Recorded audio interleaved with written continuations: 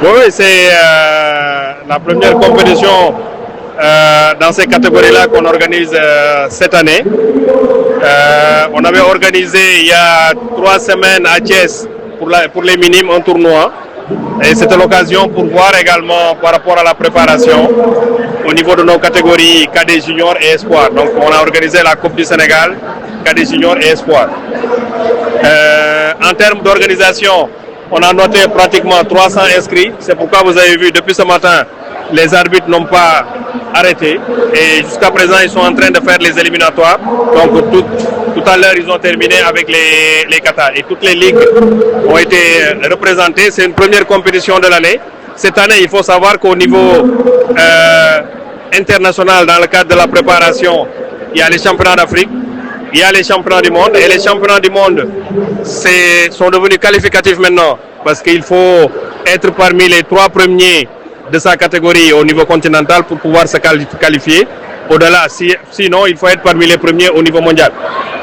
Donc il y a un double enjeu, non seulement ce sera la participation pour avoir des résultats, mais voir également combien de qualifiés au niveau des championnats du monde senior. L'année passée, au niveau de la petite catégorie, on avait fait d'excellents résultats avec nos 2 titres de champion d'Afrique dans la catégorie des cadets. Le titre de médaille de bronze au championnat du monde avec Senba Kesek. Donc il va falloir cette année essayer de confirmer tout cela, voire même aller un peu plus loin. Ce ne sera pas une tâche facile parce qu'on a vu à l'Open de Paris les Égyptiens au niveau des seniors, donc qui ont remporté la catégorie des moins de 84, plus de 84 et moins de 75 kilos. Ils ont été en termes de résultats 2e derrière le Japon avec le même nombre de médailles d'or. Donc ça veut dire que à ce niveau-là, l'Égypte est en avance avec nous. On avait un seul athlète qui devait participer, c'était Martar, donc qui a eu à être premier de sa catégorie dans sa poule au niveau des qualifications à l'Open de Paris, qui s'est qualifié en quart de finale. Malheureusement, il a été éliminé. Bon, ça se comprend parce que c'est le début de la saison, il y a beaucoup de choses à corriger et je fais confiance aux entraîneurs. Ils vont y travailler pour aller beaucoup plus loin que ça. Donc c'est le démarrage de la saison. Donc on va voir l'état de forme de nos différents athlètes. Est-ce que nos internationaux vont confirmer dans leur catégorie et tout, pour que véritablement le travail puisse démarrer.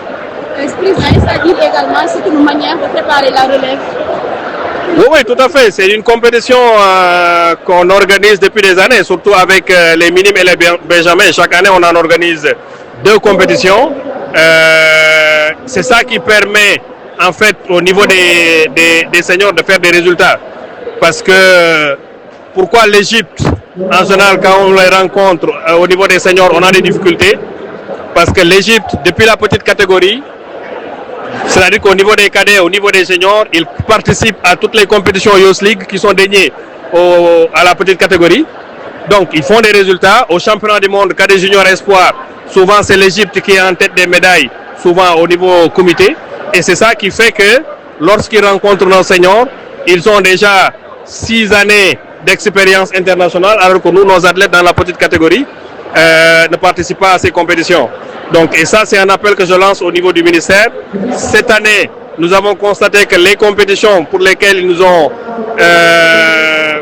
validé la participation, il n'y a pas beaucoup de compétitions de la petite catégorie, alors que pour l'avenir, pour préparer la relève, il faut que nos compétitions, nos athlètes de la petite catégorie se mesurent avec les autres athlètes des autres pays pour savoir l'état d'avancement. Donc, plus tu en fais de compétitions internationales, mieux c'est. Et c'est ça qui rassure, c'est ça qui permet aux entraîneurs également de pouvoir corriger, de pouvoir améliorer. Et ce qu'on a constaté, Mbaké Sek, l'année passée, lorsqu'il a gagné la médaille de bronze au niveau des championnats du monde, c'est parce qu'il a participé à plusieurs compétitions internationales. Il a remporté la compétition Youth League en Espagne, il a remporté l'Open d'Allemagne, en Hollande également, en Belgique. Et c'est ces 4 compétitions-là qui lui ont permis, lorsqu'il est venu au championnat du monde, mais de savoir de quoi s'en tenir, parce qu'il connaissait les athlètes. Oui, il faut saluer cela, parce que le championnat que nous sommes en train d'organiser nous permet de détecter vraiment la bonne graine qui va nous permettre de suivre ces jeunes pour en faire des champions. Le karaté a des compétitions dans toutes les catégories, au niveau cadet, au niveau junior, au niveau senior, hommes et dames, en kata et en comité. Donc, ces championnats nous permet non seulement de faire des détections, ensuite encadrer les jeunes pour en faire des champions de demain. De tout temps, le Sénégal a été au-dessus du cadre africain. Aujourd'hui, l'Égypte est en train de caracoler les pays maghrébins globalement au niveau mondial. C'est parce que dans ces pays, les moyens sont mis à contribution, les fédérations sont aujourd'hui agrandies et que nous, quand on va en compétition, là où on dépasse 15 athlètes ou 16 athlètes, ils viennent avec 50 ou 80 athlètes. Et malgré cela, nous avons des jeunes qui gagnent encore, qui continuent à gagner.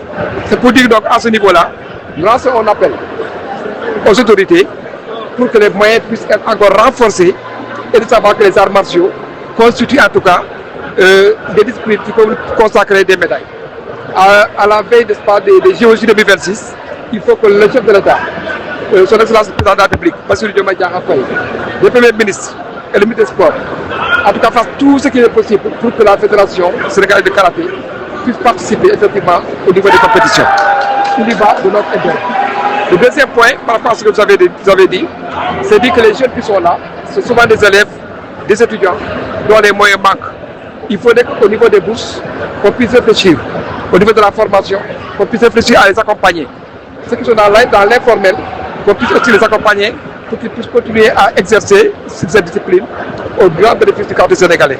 Parce qu'il n'y a pas que les étudiants, il y a des gens qui sont dans l'informel, il y a des gens qui sont dans l'éducation, des élèves, il y a des gens qui sont effectivement dans les daras et qui compétissent pour le karaté. Mais souvent, c'est l'accompagnement qui manque. La fédération a organisé un championnat, on va continuer à le faire pour qu'au niveau de la commission sociale et l'institution que je dirige, que tout le monde puisse y voir en tout cas le sien. C'est l'occasion pour moi de lancer un appel à l'ensemble des fédérations, à l'ensemble des karatékas, pour taire nos querelles et faire du karaté une discipline fédérale. Aujourd'hui, les textes sont là. J'appelle vraiment un dépassement.